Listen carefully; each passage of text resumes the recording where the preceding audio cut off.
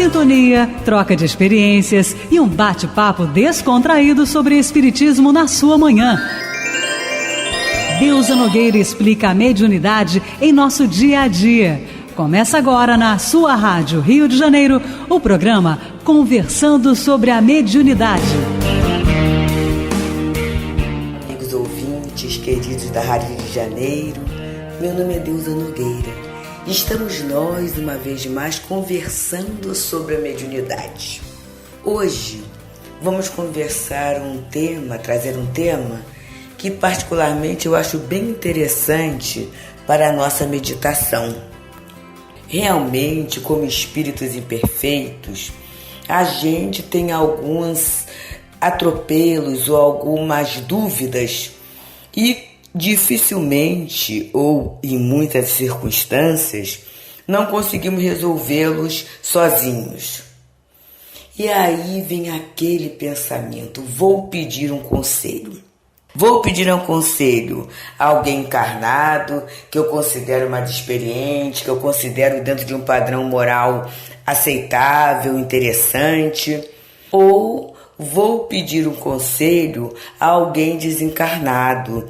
E isso a gente tem através, muitas vezes, da psicografia, ou muitas vezes até, a gente pode até não escrever diretamente, mas abrir ou o nosso evangelho, ou um livro de páginas, ou um livro de algum mentor que tenhamos simpatia, para pedir uma orientação. E nesse momento, o Evangelho segundo o Espiritismo, no preciosíssimo capítulo 28, Coletânea de Preces Espíritas, tem o item 24 é maravilhoso, que traz uma informação importantíssima para pedir um conselho. E eu sempre falo que nessa coletânea de preces, o prefácio, ele é uma riqueza em termos de conhecimento e orientação. Olha o que Kardec vem falando para a gente. Quando estamos indecisos quanto a fazer ou não uma coisa, devemos, antes de tudo, responder as seguintes perguntas: o que estou pretendendo fazer pode causar algum prejuízo a outra pessoa? Pode ser útil a alguém? Se alguém fizesse o mesmo em relação a mim, eu ficaria satisfeito? Se o que vamos fazer somente a nós interessa, convém que se avalie a soma de vantagens e de desvantagens pessoais que isso pode nos trazer. Se interessa a outras pessoas, e se fazendo bem a uma pode resultar em mal para outra, é preciso pesar igualmente a soma de bem e a do mal para se abster ou agir. Enfim, mesmo para as melhores coisas, ainda é preciso considerar a oportunidade e as circunstâncias acessórias, visto que uma coisa boa em si mesma pode ter maus resultados e mal inábeis, se não for conduzida com prudência e seriedade. Antes de concretizá-la, convém consultar suas forças e seus meios de execução. E aí a gente vai parando por aqui, porque olha o movimento que Kardec nos convida a fazer até o momento da gente buscar a ajuda de um benfeitor espiritual. Olha só, meus amigos. Primeiro, a gente começar a se analisar. Será que o que eu estou pretendendo fazer pode causar algum prejuízo a outra pessoa? A gente tem que pensar nisso. E pensar nisso nas mínimas coisas, às vezes até na escolha de um cardápio. Eu posso escolher um cardápio que de repente eu acho interessante, mas vamos dizer que eu vá numa confeitaria ou que eu vá em algum lugar, ou no mercado, e compre alguma coisa porque está bonito, porque está barato. E de repente eu tenho na minha família, entre os consumidores, alguém que é alérgico ou alguém que está lutando para não consumir aquilo. ou alguém que tem um problema qualquer na sua fisiologia, em que aquele alimento será prejudicial. Então tem que pensar nisso. Outras vezes é na questão do endividamento. Eu me endivido com um determinado bem de consumo ou até num determinado empréstimo e, em função disso, eu causo muitas vezes um prejuízo, uma preocupação a um grupo ou a alguém. Alguém vai se sacrificar para que eu faça aquilo. Às vezes até numa festa, meus amigos. A gente sabe que as festas, atualmente, muitas festas, elas assumem uma proporção muito grande. São happenings, né? São eventos. E o evento, muitas vezes, é o valor de um imóvel. A gente sabe disso. A gente tem até o fato de uma lindinha que a gente conheceu na evangelização, bem miudinha, conhecemos a mãe, a família e nos alegramos muito pelo crescimento. E essa jovenzinha casou. Ela é formada em fisioterapia, casou com um companheiro fisioterapeuta também. E o que eles fizeram? Teve o culto, a prece na casa da mãe, quer dizer, algo bem simples e bem restrito, porque eles sabiam que se fizessem uma festa de casamento, teriam os amigos da faculdade, teriam todos os amigos do centro, a questão da família seria muito grande. Então eles fizeram bem simples mesmo o culto, lá com bolinho, com as questões simples mesmo, e investiram em dar a entrada no apartamento, no imóvel. E dizem eles que daqui a 5 anos, quando o imóvel estiver pago, eles automaticamente vão fazer uma festa, né? A gente talvez seja festa até para comemorar o casamento, né? Mas mesmo assim a gente já vê que o casamento, no sentido espírita, foi feito. É a união dos sexos, é a união do coração, é a união da alma, é o senso da responsabilidade. E ali naquele momento, eles não oneraram ninguém. Não oneraram, assim, convidados, que às vezes a questão de querer uma roupa, tudo isso é uma preocupação. Então não houve, assim, dívidas. Não fizeram dívidas. Isso é algo que a gente tem que pensar. Porque às vezes é uma coisa que é muito bom, muito lindo, muito interessante para mim. Vou fazer uma viagem, vai ser uma beleza. Mas será que essa alegria não será preocupação ou não causará transtorno na vida de alguém? Isso, gente, é um convite para o dia a dia, na hora a hora. Porque a gente escolhe. E a gente está aprendendo na doutrina espírita a substituir o egoísmo pelo altruísmo, porque é o objetivo da nossa reencarnação, o progresso. E aí eu tenho que começar a pensar. Será que eu estou vivendo exclusivamente para mim? Ou será que eu estou vivendo a lei de sociedade? E será que aquela minha escolha vai causar... E quando eu falo prejuízo, é um prejuízo legítimo, não é capricho não. Porque muitas vezes, mas não faz isso, porque... E aí eu estou pensando em milindre, não, estou pensando em prejuízo legítimo. E aí ele faz mais uma outra reflexão. Pode ser útil a alguém? Será que aquilo que eu vou fazer vai ser útil a alguém? E essa medida da utilidade, meus amigos, é a beleza. Quando a gente se movimenta e a gente pede a movimentação de todos nós mesmo, a gente está se movimentando para manter a Rádio Rio de Janeiro, a nossa emissora da fraternidade, funcionando, meus amigos. É porque a gente anda um tanto, a gente encontra pessoas e a gente vê a utilidade da rádio. Muitas vezes a gente, como programador ou como companheiro atuante no movimento espírita, a gente pode ir à casa espírita. Então a gente não tem a noção do quanto a rádio é uma boa companhia para muita gente. Quanta situação complicada deixa de acontecer na vida. Quanta gente se levanta da cama. E se levantando da cama inicia um processo de tratamento, de combate à depressão, graças à nossa Rádio Rio de Janeiro. Então, essa questão da utilidade, eu tenho que ver assim, peraí, mas eu vou entrar pro grupo da fraternidade, eu vou tirar essa quantia, e de repente, tirando essa quantia, eu vou abrir mão de um lazer, eu vou abrir mão de alguma coisa que é interessante para mim. Será que vai ser útil a alguém? E aí, quando a gente contribui para a nossa rádio, né, essa certeza nos anima. A gente vai até muitas vezes se esforçando para oferecer um pouquinho mais, porque a gente sabe da utilidade daquele movimento para o outro. E eu trouxe o exemplo da rádio, porque é o nosso meio, é o nosso veículo, mas quantas outras opções nós poderíamos fazer em termos da utilidade para alguém, da alegria que muitas vezes a nossa presença oferece ao coração. Então a gente tem que começar a pensar isso. E aí ele vem trazendo um terceiro ponto, que é a lei da reciprocidade, que é assim: se alguém fizesse o mesmo em relação a mim, eu ficaria satisfeito?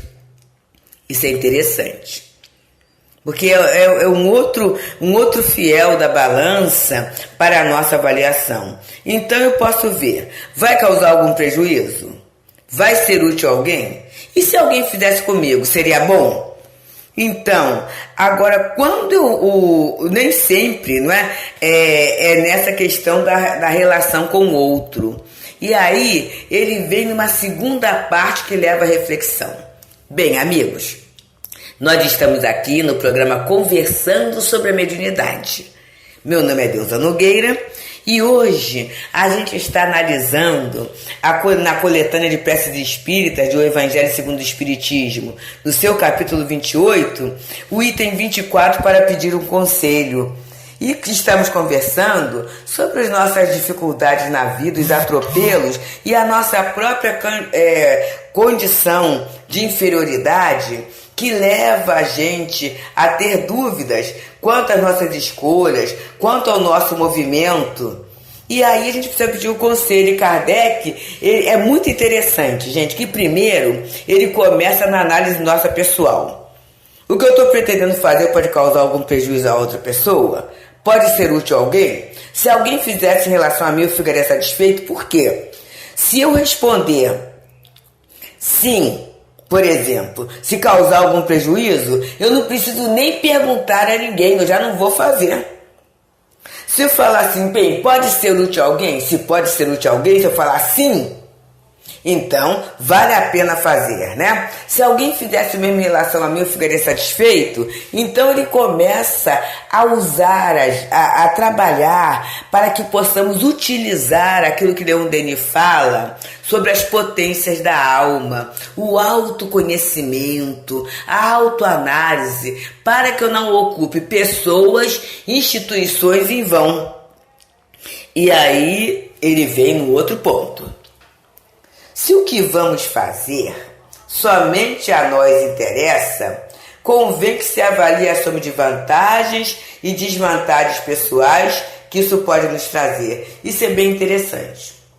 Porque eu tenho que ver muitas vezes, e eu lembro sempre do Mário Lamra, esse companheiro muito querido, né, nosso, do movimento espírita, do Leon Denis, e de muitas casas espíritas, né, pela forma muito boa que ele vem trazendo a doutrina espírita.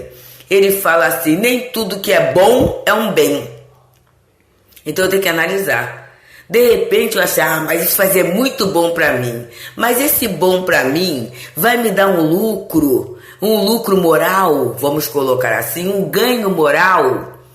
Ou muitas vezes aquilo vai ser só o prazer, uma sensação de um momento, e passando isso não temos mais nada. Então eu tenho que ver, tenho que avaliar. E observa, meus amigos, que aqui a gente já está saindo daquela posição de viver reativamente, quer dizer, viver sem pensar, viver por impulso, para viver conscienciosamente, usando a consciência, dando um tempo.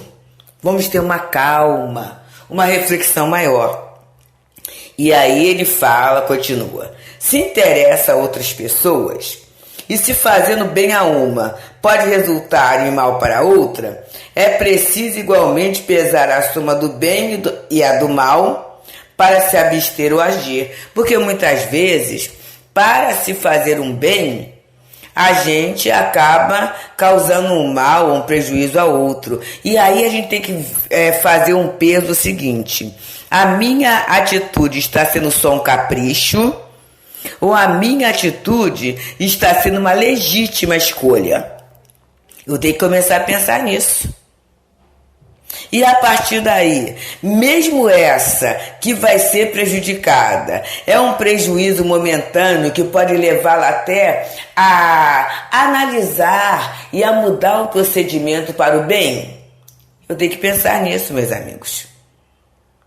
Eu tenho que pensar na visão do espírito imortal, dentro da lei da reencarnação, porque dentro da visão material, a gente sabe que nem sempre a escolha será melhor.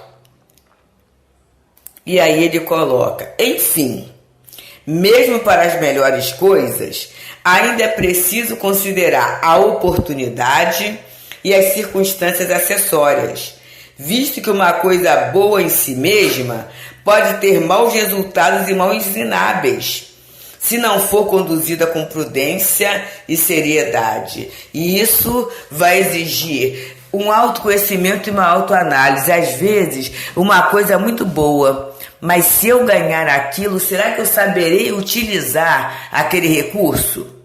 E até em relação ao outro, pode ser algo muito bom, mas será que se a pessoa tiver em mãos aquele recurso, aquela informação ou aquela oportunidade, nós teremos um lucro? E quando eu falo lucro, gente, é ganho moral nisso.